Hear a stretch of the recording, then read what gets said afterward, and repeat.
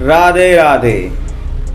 इस दुनिया के अंदर अगर कोई भी बेहतरीन रिश्ता हो तो एक बाप और बेटी का होता है, क्योंकि वहाँ पे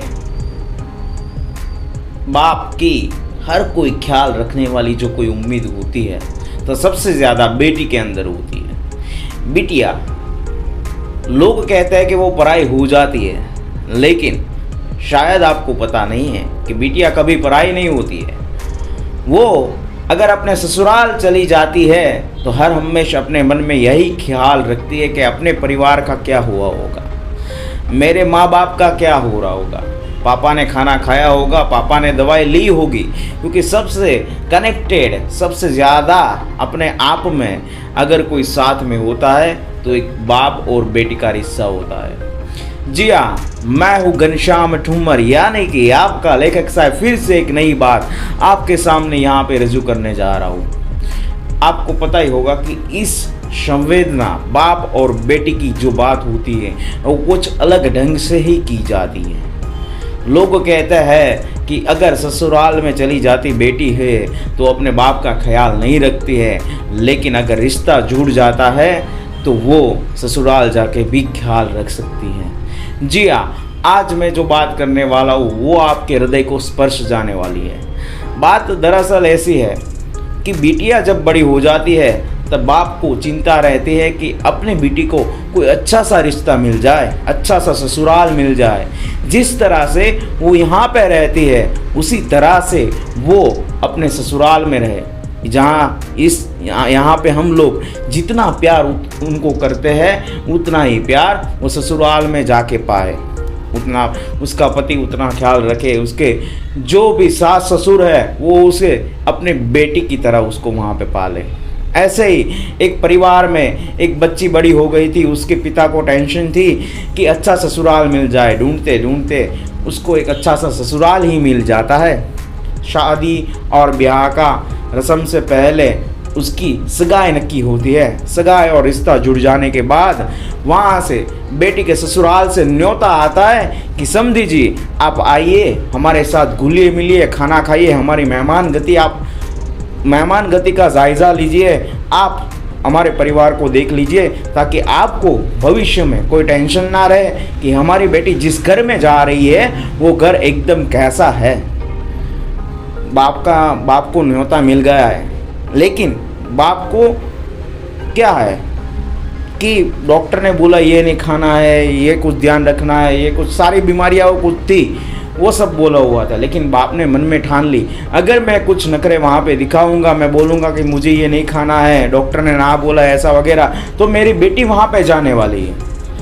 अगर मैं आज नखरे करूँगा तो कल को वो मेरी बेटी को परेशान कर सकते हैं, मेरी बेटी दुखी रह सकते हैं, मेरी बेटी को सुनना पड़ेगा।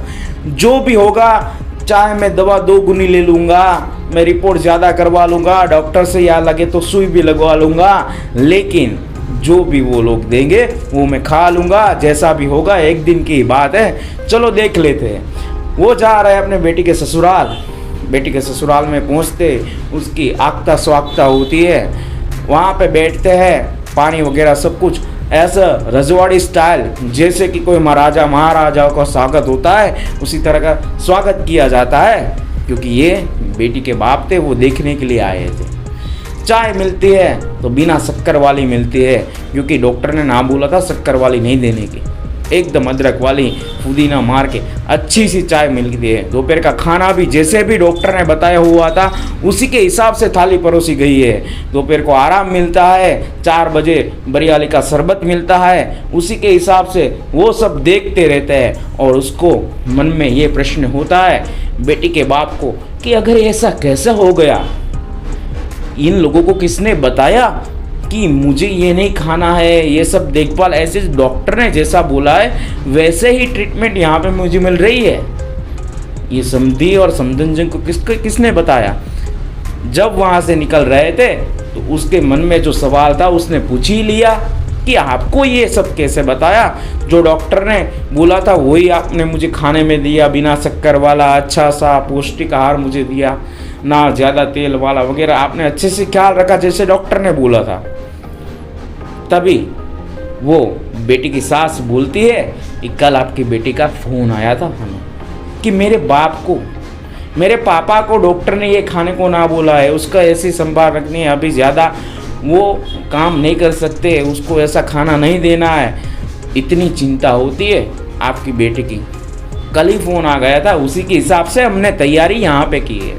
यही सुनकर एक बाप की आंख में आंसू आ जाते हैं और घर पे आके उसके पत्नी के सामने अपनी माँ के फोटो पे जो हार चढ़ाया हुआ था वो हार निकाल दे रहे, सुखड़ का हार उसने निकाल दिया। पत्नी पूछती है क्यों, आप ऐसा क्यों कर रहे?